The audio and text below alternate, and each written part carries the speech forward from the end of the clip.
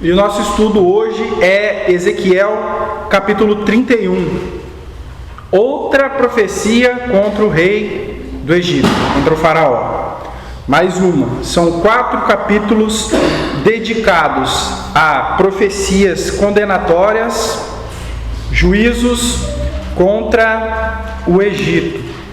E também, o seu rei, no caso, seria faraó. Muito bem. Então, hoje nós vamos falar de glória. Como eu falei, nós vamos fazer um estudo hoje mais espiritual. O que significa glória? A palavra glória é a virtude máxima,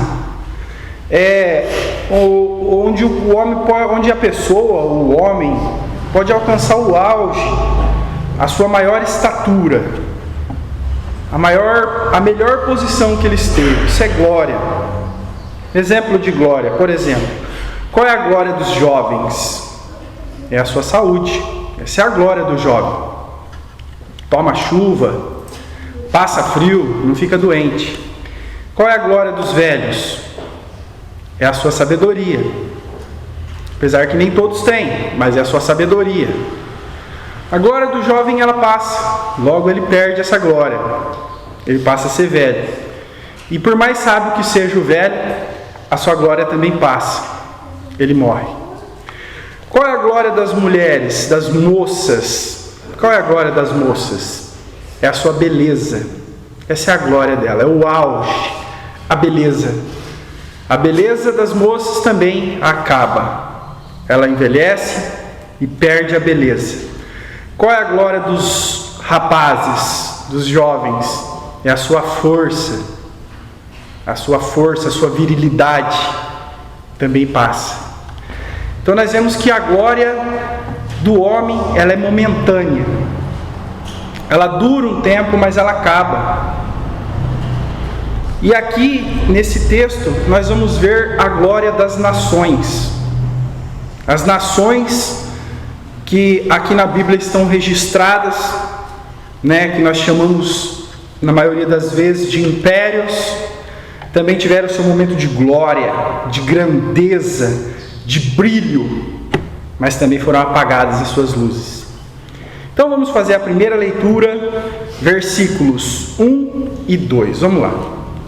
E sucedeu no ano 1º, no 3º mês, ao 1º do mês, que veio a minha palavra do Senhor, dizendo: Filho do homem, dize a Faraó, rei do Egito, e a sua multidão: a quem és semelhante na tua grandeza?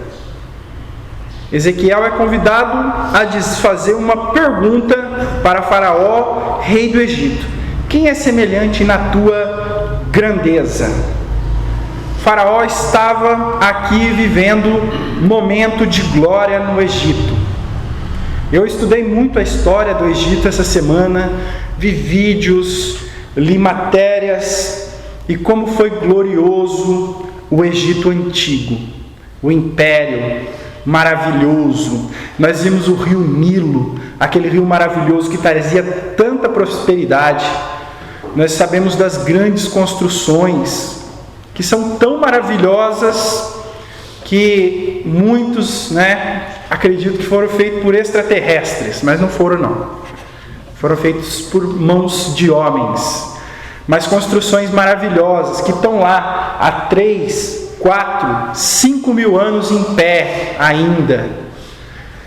Grandes obras arquitetônicas, arquitetura maravilhosa que a arqueologia acha naquele sítio arqueológico, coisas enterradas, arquitetura.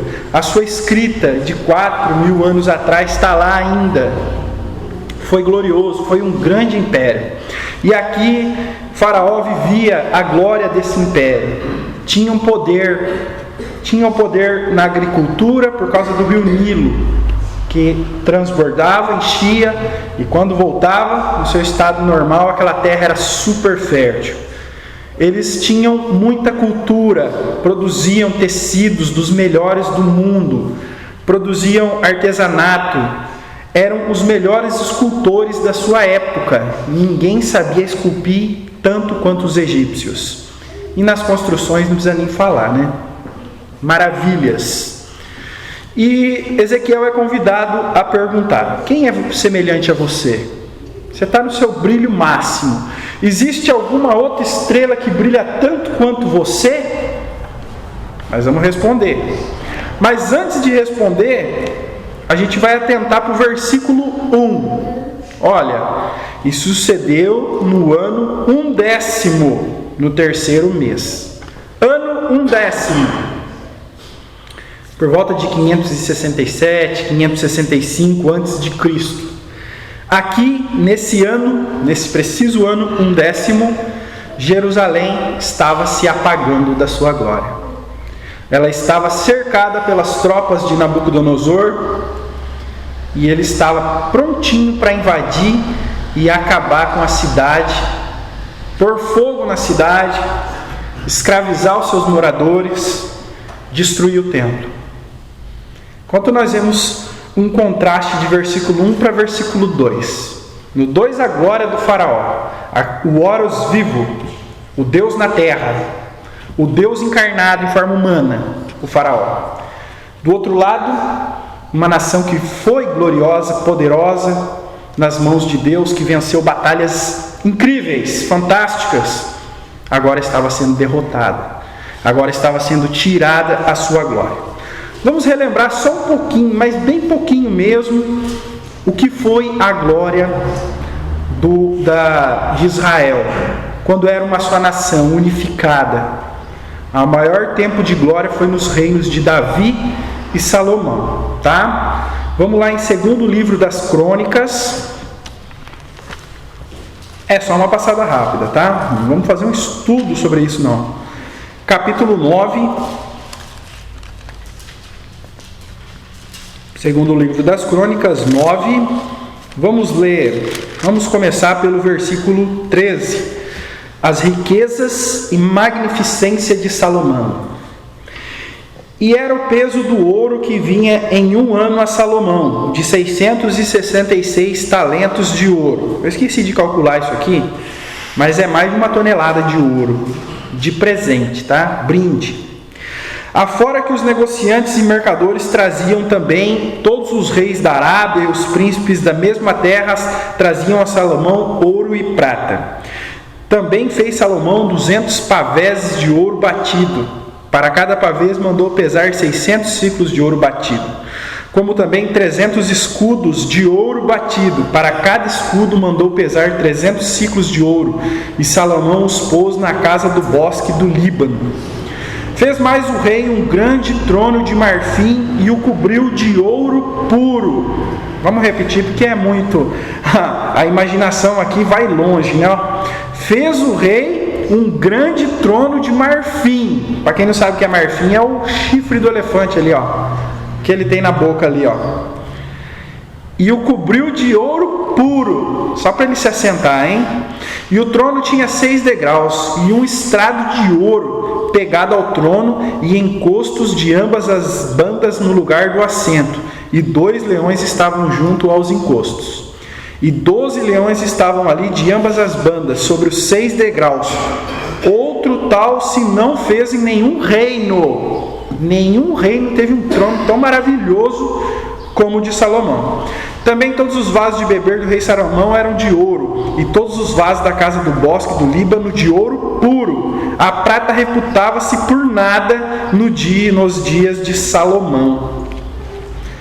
Porque indo os navios do rei com os servos de Irão a Tarsis, tornavam os navios de Tarsis uma vez em 3 anos e traziam ouro, prata e marfim e bugios e pavões.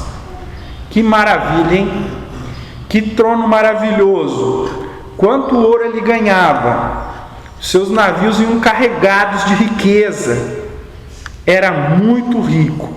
E olha aqui, ó, no versículo 20, bem no finalzinho: a prata reputava-se por nada nos dias de Salomão. Sabe quando você vai fazer uma reforma na sua casa e a sua casa é antiga? Aí você quebra a parede, você acha um pedaço de cano de ferro lá, você fala: não, cano de ferro não presta mais, agora é PVC. Aí aquele cano que você arrancou, você joga lá no fundo do quintal lá e fica lá, ó. enferrujando, toma sol, toma chuva. Você não dá valor nenhum para um cano de ferro, não é? E qual é aquele cano, aquele pedaço de ferro que sobe para cima do muro ali, o vergalhão? Deixa lá, derreter, tomar chuva, tomar sol, aquilo não vale nada, você não valoriza. Agora, se você está andando na rua, você acha um brinco assim, só um lado, daquele pequenininho, você guarda. E se você souber que é de ouro, você vai guardar numa caixinha, bem guardado, porque aquilo tem valor, um pedacinho de ouro você guarda com todo cuidado, um cano de ferro você joga lá, deixa que derreta. Nos tempos de Salomão, a prata era isso. Prata reputava-se por nada, era uma coisa sem valor, e a prata é valiosa hoje. Ninguém deixa a prata jogado, né? Pois bem, essa foi a glória, só um pequeno relato da glória do reino de Israel quando era unificado, quando era potente, quando era forte. Foi muito glorioso. Porém, no ano 10º, estava acabando essa glória, estava sendo derrubada, estava se apagando essa luz e nunca mais voltou a ser aquele império poderoso que foi no passado. Porém, o rei do Egito estava vivendo esses dias de glória. Mas, como eu disse, a glória humana, ela logo se acaba. A glória do homem cedo se apaga. Pode ser um líder, pode ser um dono de uma empresa, um presidente, um líder de alguma coisa. Ele pode ter um brilho, mas vai se apagar. A glória do homem não dura para sempre. Ela é tirada. Pelas mãos de Deus ela é tirada. Deus ele dá a luz e ele tira também, e essa luz ele passa na mão do outro. Essa é a mensagem aqui do capítulo 31. E o brilho estava sobre Faraó, rei do Egito. E foi dito a ele: a quem podemos comparar? Nesse mesmo momento, Ezequiel tinha que levar essa mensagem. Faraó, a quem pode se comparar o seu brilho, a sua grandeza?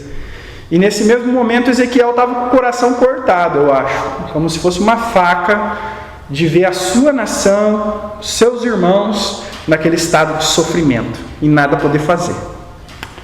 Então vamos ver a quem se pode ser comparado o brilho e a majestade, a glória de Faraó. Vamos ler versículos 3 até o 9 do capítulo 31 de Ezequiel. Vamos lá. Eis que a Síria era um cedro no Líbano, de ramos formosos, de sombrosa ramagem e de alta estatura, e o seu topo estava entre os ramos espessos. As águas o fizeram crescer, o abismo o exalçou, as suas correntes em torno da sua plantação, e ela enviava os regatos a todas as árvores do campo. Por isso se elevou a sua estatura sobre todas as árvores do campo, e se multiplicaram seus ramos, e se alongaram as suas varas, por causa das muitas águas que enviava. Todas as aves do céu se aninhavam nos seus ramos, e todos os animais do campo geravam debaixo dos seus ramos, e todos os grandes povos se assentavam à sua sombra. Assim era ele formoso na sua grandeza, na extensão dos seus ramos, porque a sua raiz estava junto a muitas águas. Os cedros não podiam escurecer no jardim do Deus, as faias não igualavam os seus ramos, e as castanheiras não eram como os seus renovos. Nenhuma árvore no jardim de Deus se assemelhava a ele na sua formosura. Formoso o fiz como a multidão dos seus ramos, e todas as árvores do Éden que estavam no jardim de Deus tiveram inveja dele. Bom, Deus compara um império também poderoso com o poder do Egito, do faraó. Que império é esse? Império Assírio. Sim, foi um dos maiores. Sim, foi um dos mais poderosos da sua época. E sim, ele dominou o mundo todo na sua época.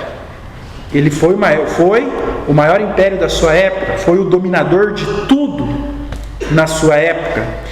E aqui Deus compara ele para que a gente possa entender qual é a grandeza de um império. Eu acho maravilhoso aqui as comparações que Deus faz em Ezequiel. É crocodilo, é águia, é leão. E aqui, no caso, é um cedro do Líbano. Cedro do Líbano é uma árvore fantástica. Ela é muito grande. É uma árvore que vive 400, 500 anos. Ela tem muita longevidade. E é uma árvore muito grande e poderosa.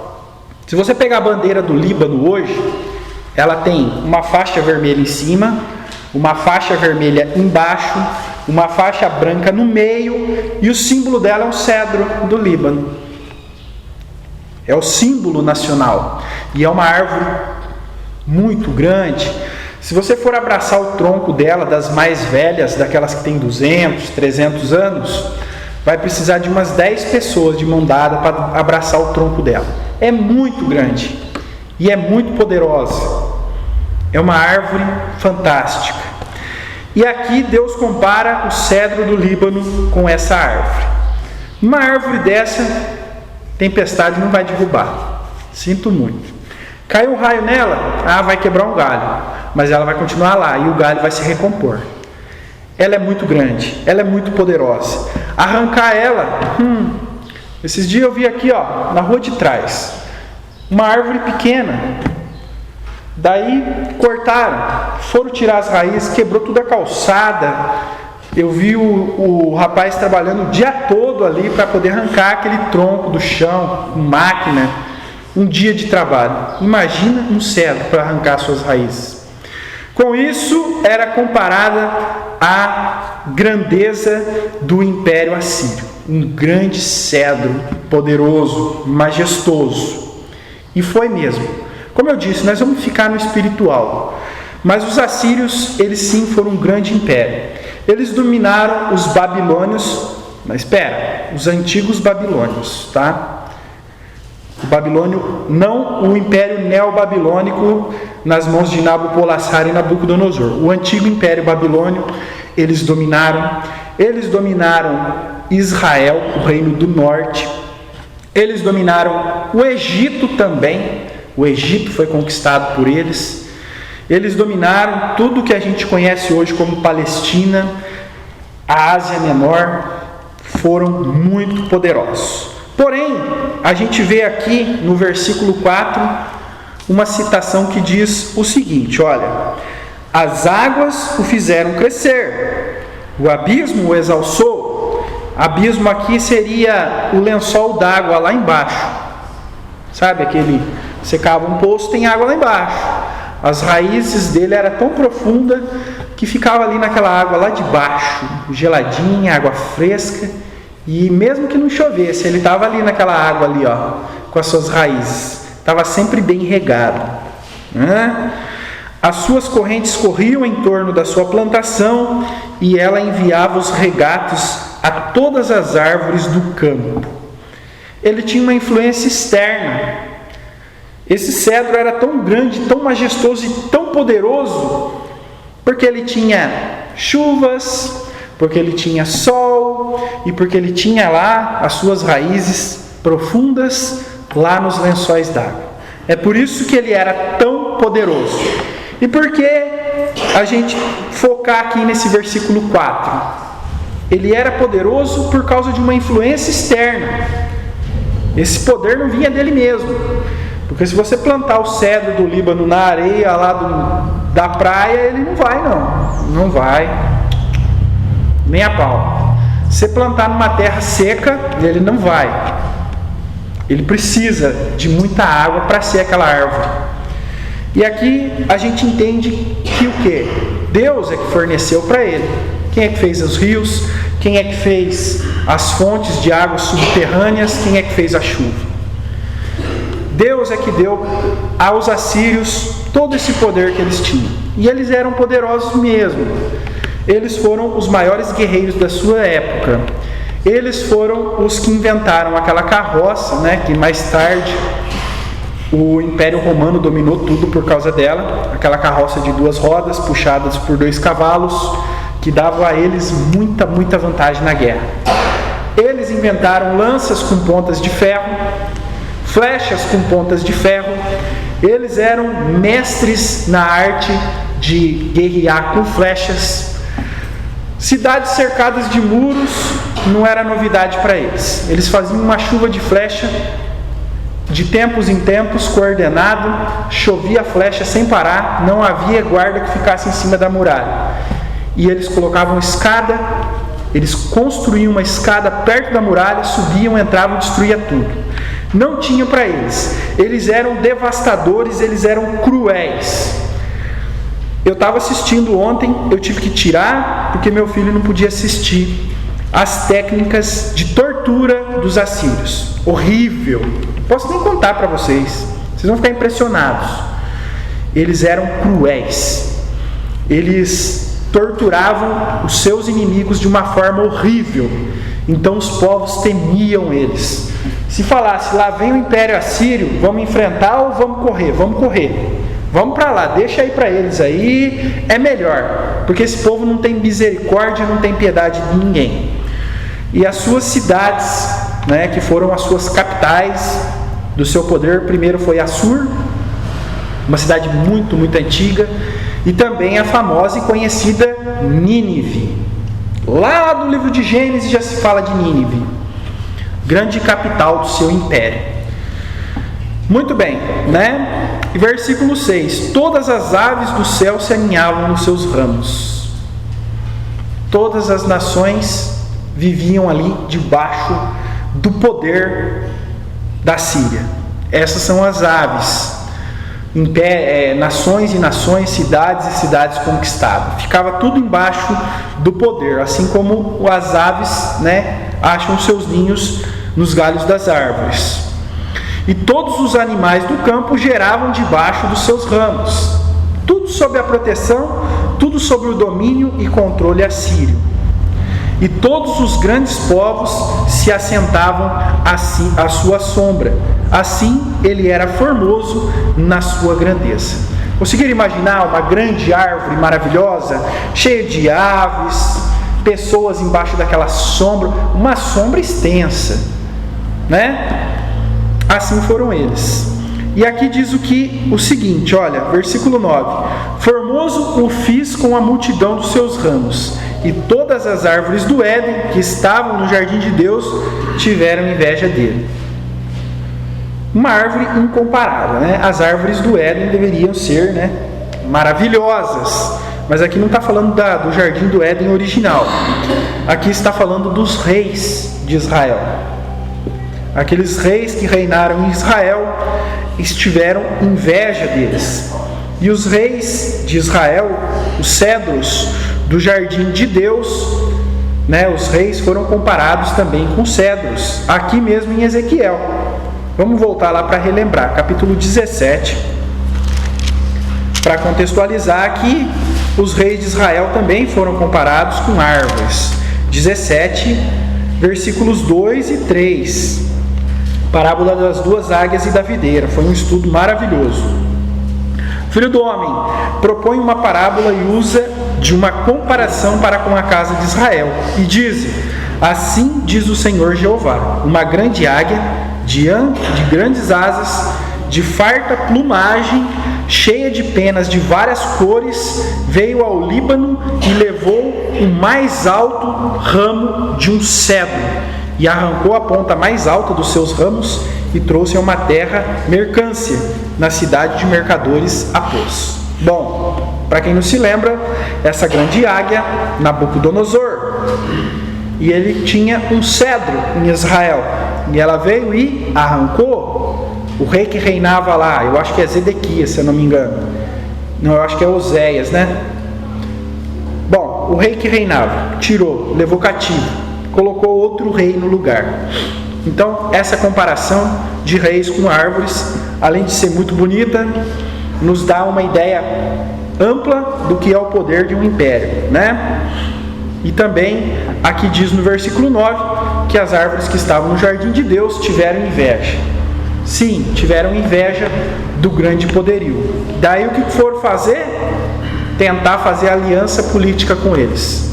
Foi onde se deram mal. Foi onde os assírios cercaram como estava cercado Jerusalém, cercaram Samaria, dominaram e conquistaram o reino do norte, o reino de Israel, e levaram cativos. Muito bem, eu acho que deu para ver um pouco do que foi a glória do Império Assírio. Vamos continuar, voltando lá no texto, versículos 10 até o 14. Vamos lá. Portanto, assim diz o Senhor Jeová: como te elevaste na tua estatura, se levantou o seu topo no meio dos espessos ramos, e o seu coração se exalçou na sua altura. Eu entregarei na mão das mais poderosas das nações, que lhe dará o tratamento merecido. Pela sua impiedade o lançarei fora. E estranhos, os mais formidáveis das nações, o cortarão e o deixarão. Cairão os seus ramos sobre os montes e por todos os vales, e os seus renovos foram quebrados por todas as correntes da terra. E todos os seus povos da terra se retiraram da sua sombra e o deixaram. Todas as aves do céu habitavam sobre a sua ruína, e todos os animais do campo se acolheram sob os seus ramos, para que todas as árvores junto às águas não se exaltem na sua estatura, nem levantem o seu topo no meio dos ramos espessos, nem as que bebem as águas venham a confiar em si, por causa da sua altura, porque todos estão entregues à morte, até a terra mais baixa, no meio dos filhos do homem, com os que descem à cova. Muito bem, grande árvore, poderosa, de uma força incrível, com uma glória sem igual, fazia inveja. Porém, Deus diz para essa árvore: eu entregarei na mão das mais poderosas das nações. Existe uma outra árvore mais poderosa do que você. Não se exalte no seu coração. O seu tempo de glória acabou. Vai ser arrancado. Você acha que tem poder? Você acha que você domina? Você acha que você manda? Mas quem manda sou eu, o Senhor. E eu vou tirar o seu brilho. Eu vou cortar você. E vou te entregar a uma outra nação ainda mais poderosa, a um outro cedro ainda mais alto que você, e ele vai te arrancar pelas raízes, e eu vou passar a sua glória para ele. Vamos ver uma outra árvore também que é majestosa, também que é maravilhosa, uma outra árvore ainda maior do que essa, que derrubou essa. Vamos lá no livro de Daniel, um livro à frente, no capítulo 4, vamos ver aonde está aqui. Nabucodonosor, o rei da Babilônia. É tudo na mesma época, é tudo contemporâneo aqui. Nabucodonosor, rei da Babilônia, ele tem um sonho que deixou ele espantado, maravilhado. Meu Deus, que sonho é esse? Eu preciso que alguém me diga o que significa esse sonho que eu tive. Aí ele chama os magos, os astrólogos, os adivinhadores, os encantadores, tudo porcaria, não sabia nada. Mas ele chamou também um profeta de Deus, Daniel, para saber qual era o significado desse sonho. Vamos ver qual era o sonho que teve aqui Nabucodonosor. Capítulo 4, vamos ler o versículo 10 em diante. Ele contando o seu sonho. Eram assim as visões da minha cabeça, na minha cama. Eu estava olhando e vi uma árvore no meio da terra cuja altura era grande.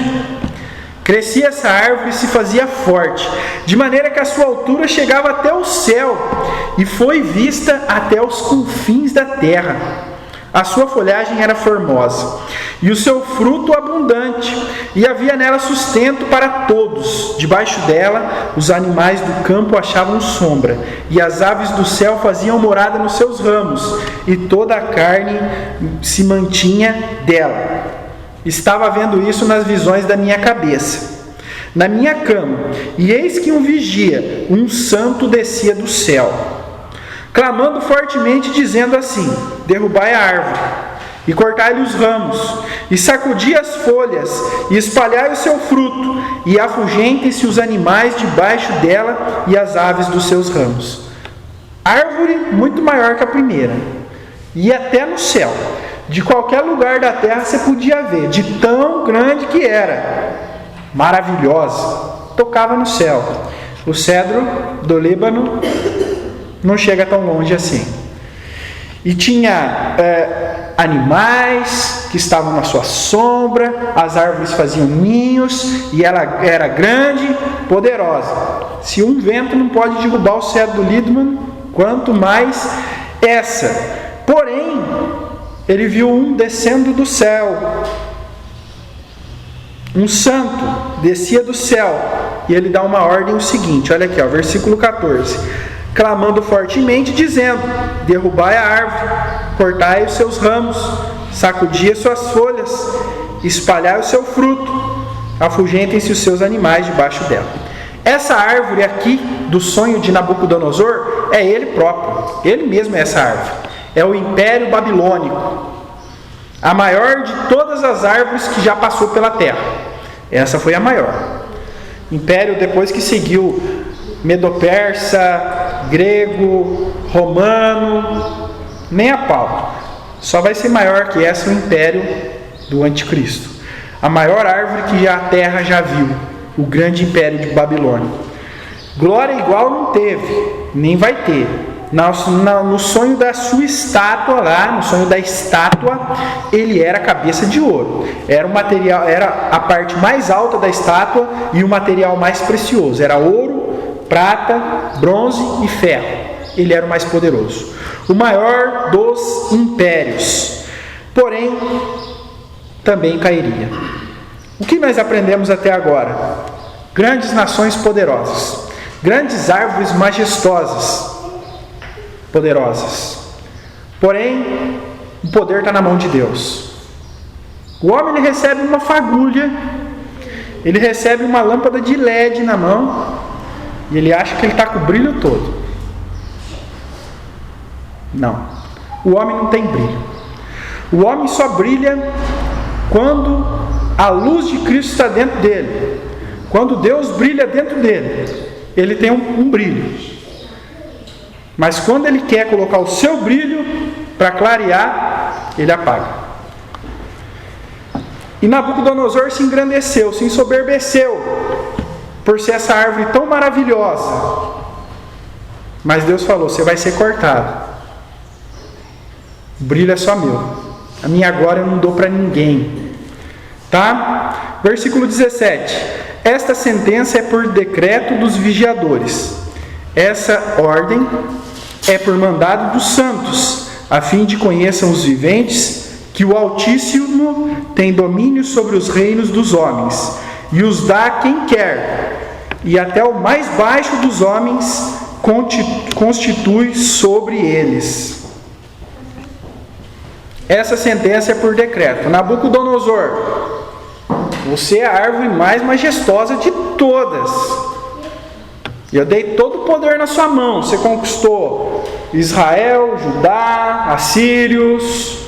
Você conquistou Egito. Você é poderoso. O que nós vimos nos estudos anteriores? Edomitas, Moabitas, não sei nem falar quantos itas, Tiro, Sidom, Egito, tudo nas mãos de Nabucodonosor. Porém, a glória ele achou que era dele.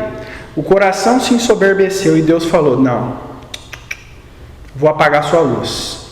E esse sonho da árvore quer dizer isto, tá? Essa sentença é por decreto dos vigiadores e por mandado dos santos, a fim de que conheçam os viventes que o Altíssimo tem domínio sobre os reinos, e os dá a quem quer, e até o mais baixo dos homens constitui sobre eles. Ontem nós vimos o que aqui? As qualificações para ser um pastor. O que é necessário? Sim, tem recomendações que precisam ser seguidas. Mas como nós lemos aqui, até o mais baixo dos homens constitui sobre eles. O poder vem de Deus. Até o mínimo pode ser exaltado. Até o máximo pode ser cortado e jogado fora. O poder está nas mãos de Deus. Tudo está nas mãos de Deus. O que nós temos visto nos capítulos anteriores de Ezequiel é o quê? Que Deus senta no trono. O trono de que nós vimos aqui de Salomão, de ouro, marfim e tal, é um trono de pó. Cadê o trono dele? Alguém consegue achar? Já era, não sobrou nada. E olha que o ouro não se acaba, hein? Não sobrou nada. Mas o trono de Deus permanece para sempre, eterno. Então o homem que é sábio, o homem que recebe a luz de Deus, por um momento, uma glória, seja qual for, aquele que é sábio reconhece que a glória é de Deus, reconhece que ele mesmo não é nada, teme a Deus e faz a sua vontade. Esse vai brilhar por mais tempo, esse vai ter um brilho mais duradouro. Mas aquele que acha que o brilho é dele e acha que o poder é dele, assim como Nabucodonosor, maior dos impérios, foi cortada a grande árvore. Beleza, vamos ver se eu tenho mais algum comentário para fazer aqui, nessa leitura de 10 a 14, né? Temos sim, mas vamos voltar lá, em Ezequiel 30, né? Do 10 a 14, versículo 12, diz que: e os estranhos, os mais formidáveis das nações, o cortaram e o deixaram. Caíram seus ramos sobre os montes, por todos os vales. E aqui, Nabucodonosor, aqui ele está fazendo o papel de machado. Ou a serra. Acho que o machado não vai ser capaz de cortar o cedro do Líbano, não. Uma serra. Ele está fazendo o papel da serra. Tem que ser uma motosserra. E ele está cortando essa grande árvore. E tudo isso está sendo dito para Faraó. Faraó, está vendo? Você acha que você é poderoso, que você é glorioso, que você manda, porém você está vendo aquele império que já te conquistou, que já te tomou, vai ser cortado. Imagina você o que vai te acontecer. E o que vai acontecer com todos aqueles que estão favoráveis a você? Os exércitos que te ajudam, porque o Egito tinha aliança política, aliança militar, tá? Os exércitos que ajudavam ele, as suas alianças comerciais, o seu dinheiro, tudo isso vai acontecer o quê? Versículo 13: todas as aves do céu habitavam sobre a sua ruína, todos os do campo se acolheram sobre seus ramos. Né? Não, peraí. Isso. E os estranhos mais formidáveis cortaram e o deixaram. Então todas aquelas nações que estavam debaixo da árvore, que era a Síria, né, no caso, correram assustadas. Se tem ninho na árvore, se tem animal na árvore, cortou, eles vão, ó, fugir e procurar outra, né? Muito bem. E isso realmente aconteceu, porque Deus ordenou que acontecesse. Realmente o Império Assírio foi derrotado. Versículos, vamos ver aqui, 15 até o 17. Vamos ver essa árvore tá sendo cortada. Vamos lá. Assim diz o Senhor Jeová: no dia em que ele desceu ao inferno, fiz eu que houvesse luto.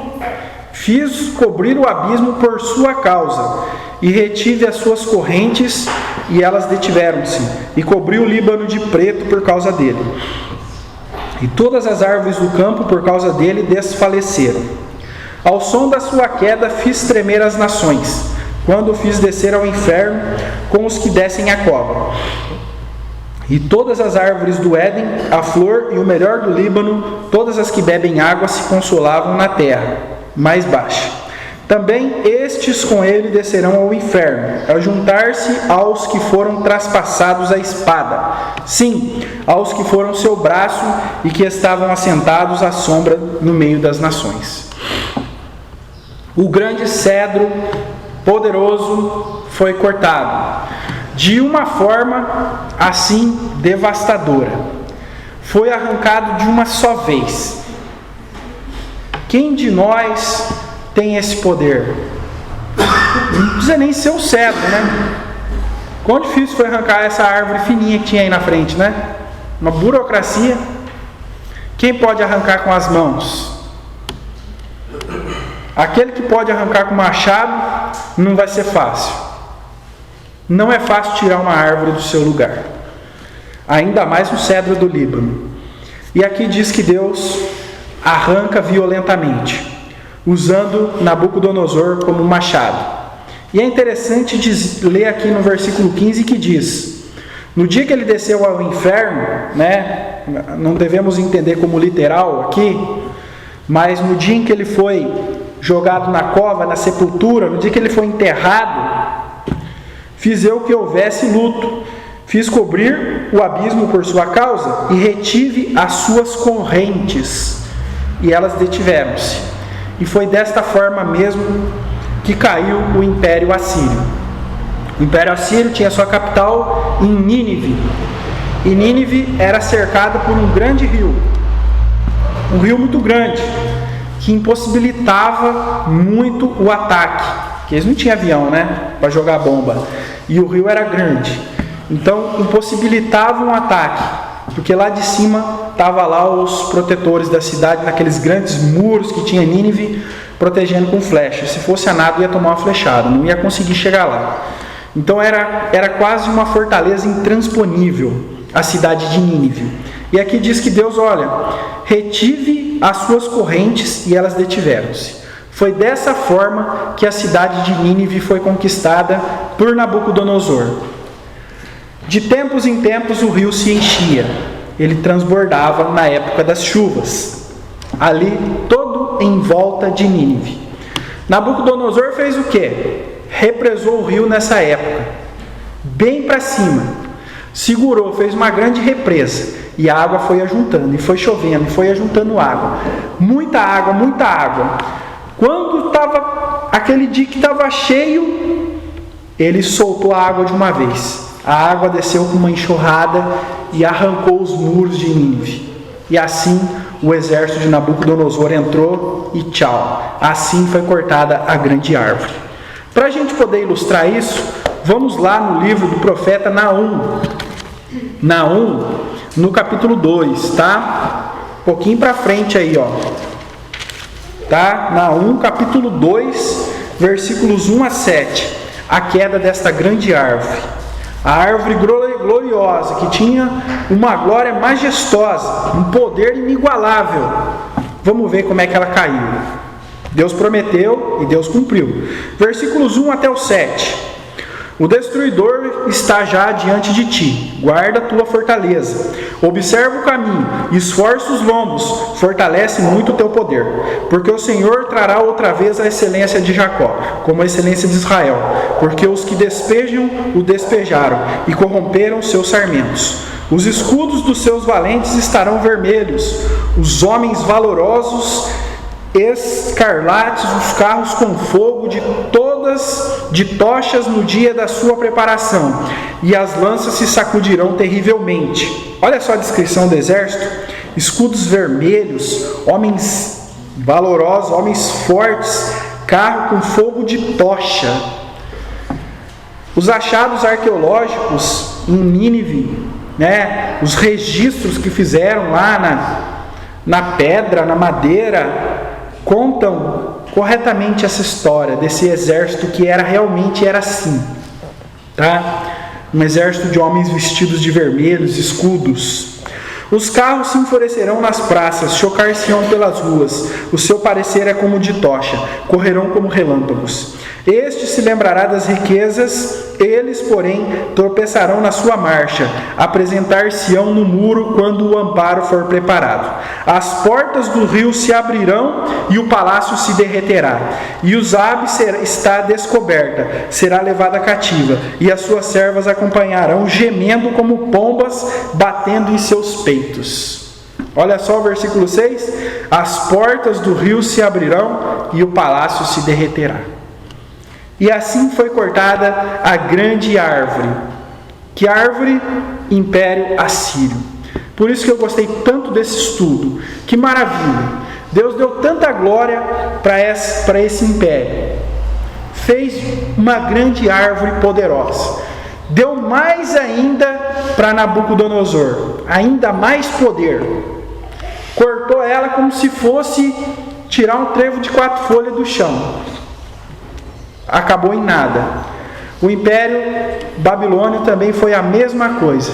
Os dedos de Deus escrevendo na parede: Mene, Mene, Tekel. Tirado foi o teu reino, passou de ti. Versículo 18 para encerrar o estudo. A quem, pois, és semelhante em glória e em grandeza entre todas as árvores do Éden? E agora, Faraó, gostou de ver a visão da grande árvore do Império Assírio, que é maior que o seu? Então, com quem você é comparado?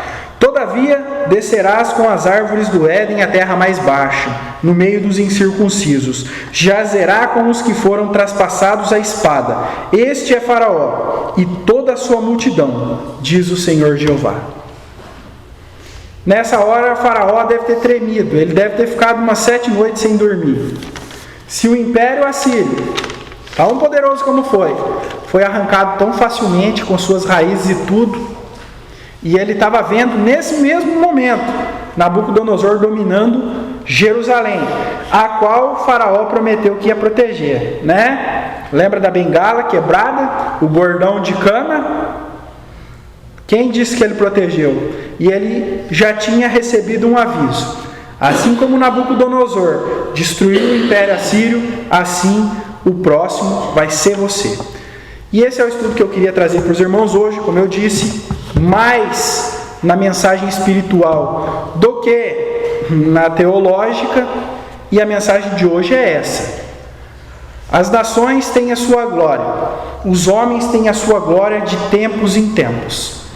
Essa luz vem do alto, é fornecida por Deus. Cada um recebe essa luz por um tempo. Aquele que é humilde, ele mantém essa luz por mais tempo. Aquele que se exalta é cortado. Homens, durante toda a história, tiveram a sua grandeza, a sua importância e o seu poder. Mas quem reina definitivamente, quem reina de fato, é só o nosso Deus.